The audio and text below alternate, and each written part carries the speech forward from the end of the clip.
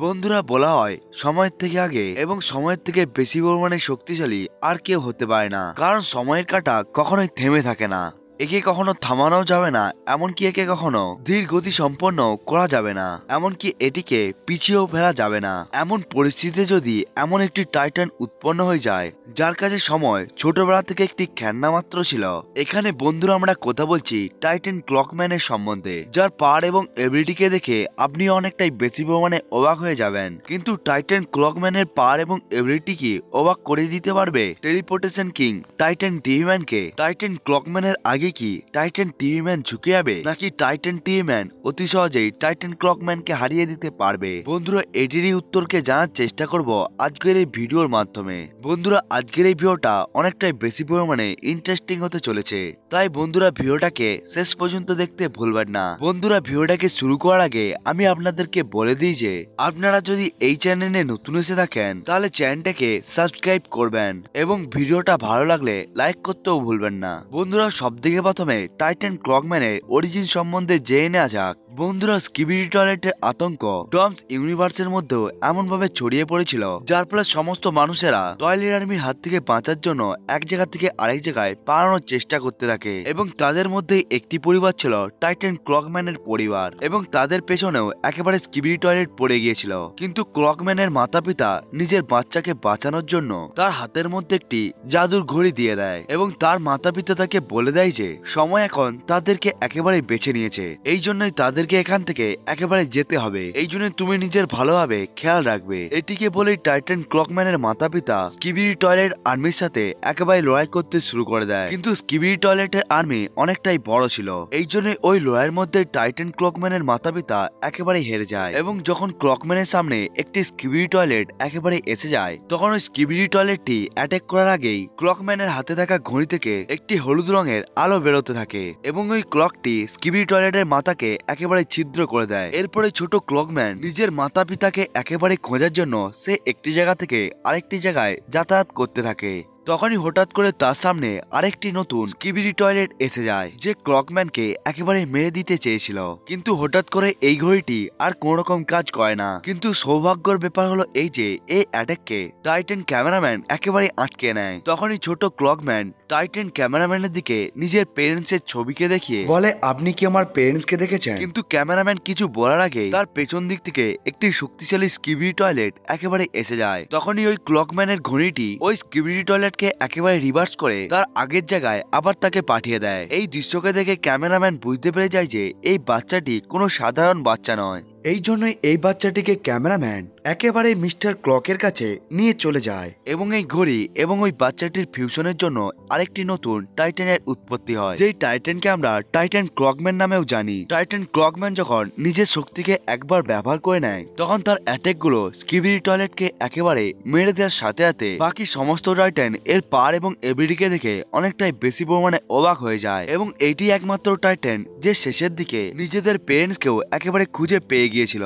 এবার টাইটান ক্লকম্যানের পাওয়ার এবং এবিলিটির সম্বন্ধে জেনে নেওয়া যাক। টাইটান ক্লকম্যানের পাওয়ারকে আমরা টোম স্টুডিওর মধ্যে সব থেকে প্রথমে দেখতে পেয়েছিলাম টোম স্টুডিওর এপিসোড নাম্বার 3 এর মধ্যে, যেখানে সে একটি স্কিবিডি টয়লেটকে একেবারে দুভাগে বিভক্ত করে নিজের পাওয়ারকে একেবারে দেখিয়ে দিয়েছিল। কিন্তু এই টাইটানটিকে এপিসোড 6 এবং এপিসোড 10 এর মধ্যে দেখালেও এর সবথেকে শক্তিশালী ফর্মকে আমরা দেখতে পেয়েছিলাম এপিসোড 10 এর মধ্যে, যেখানে সে আপগ্রেডেড হয়ে গিয়ে সে আপগ্রেডেড টাইটান ক্লকম্যানে পরিবর্তন হয়ে গিয়েছিল। তখনই আমরা টাইটান ক্লকম্যানের আরো ভিন্ন ভিন্ন ধরনের পাওয়ার এবং এবিলিটিকেও দেখতে পাই। কিন্তু টাইটান ক্লকম্যানের সব থেকে বড় এবিলিটি হলো টাইমকে স্লো করে দেওয়া। এপিসোড 6 এর মধ্যেই আমরা দেখতে পেয়ে গিয়েছিলাম যেমন ভাবে টাইটান ক্লকম্যান নিজের চুটকিকে বাজিয়ে থাকে, তখন আশপাশের সময় একেবারে ধীরগতি সম্পন্ন হয়ে যায়, যার ফলে সে বিভিন্ন ধরনের অ্যাটাকের হাত থেকেও একেবারে বেঁচে যায়। এবং তার আরেকটি এবিলিটি হলো টাইম রিভার্স। এপিসোড 6 এর মধ্যেই টাইটান ক্লকম্যানের এই এবিলিটিকে আমাদেরকে দেখানো হয়, যে সময়কে একেবারে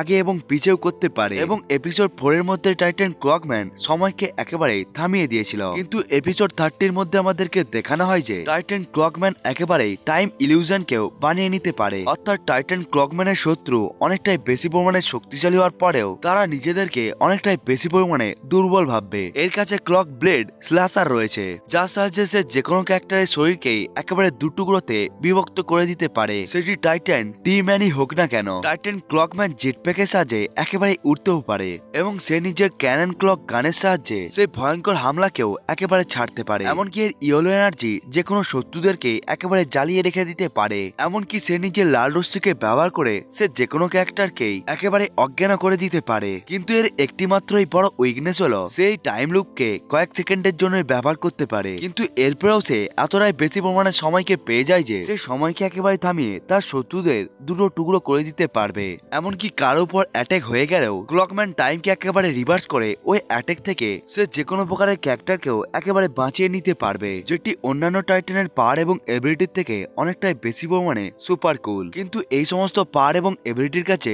টিকতে পারবে কি টাইটান টি-ম্যান? এবার টাইটান টি-ম্যানের সম্বন্ধে ভালোভাবে জেনে নেওয়া যাক। টাইটান টি-ম্যান ট্রাই টাইটানের মধ্যে সব থেকে বড় টাইটান, যে সবসময় একেবারে আপগ্রেড হয়ে গিয়ে নিজের ছোট থেকে ছোট দুর্বলতাকেও একেবারে ঠিক করে নেয়। এবং বর্তমান সময়ের টাইটান টি-ম্যান ফিজিক্যালি অনেকটাই বেশি পরিমাণে শক্তিশালী হওয়ার সাথে সাথে সে আসলে অনেকটাই বেশি পরিমাণে ডিউরেবল হয়ে থাকে। কিন্তু প্রথমে যখন টাইটান স্পিকারম্যান এর উপরে অ্যাটাক করে দিয়েছিল তখন টাইটান টি-ম্যান অনেকটাই বেশি পরিমাণে ইনজার্ড হয়ে গিয়েছিল। কিন্তু এখন টাইটান টি-ম্যান অনেকটাই বেশি পরিমাণে আপগ্রেড হয়ে গিয়েছে। এই জন্য এই দুর্বলতাকে কমানোর জন্য এর মাথার মধ্যে 3টি প্রোটেক্টিভ গ্লাসও একেবারে এসে গিয়েছে। এমনকি এর আউটফিটের মধ্যেও অনেকটাই বড় পরিবর্তন এসেছে এবং এই পরিবর্তন টাইটান টি-ম্যানকে এতটাই বেশি পরিমাণে শক্তিশালী বানিয়ে দিয়েছে যে যার ফলে সায়েন্টিস্ট কিবি টয়লেটের মিসাইল অ্যাটাকেরও কোন রকম প্রভাব পড়েনি এর উপরে। এমনকি এর উপরে মাল্টিপল লেভেলে হয়ে থাকা লেজার অ্যাটাকও এর উপরে অতটা বেশি পরিমাণে এফেক্ট করেনি। অ্যাটাকিং এর জন্য এর কাছে অনেক বেশি পরিমাণে পরিবর্তন এসেছে, যেমন এর কাঁধে থাকা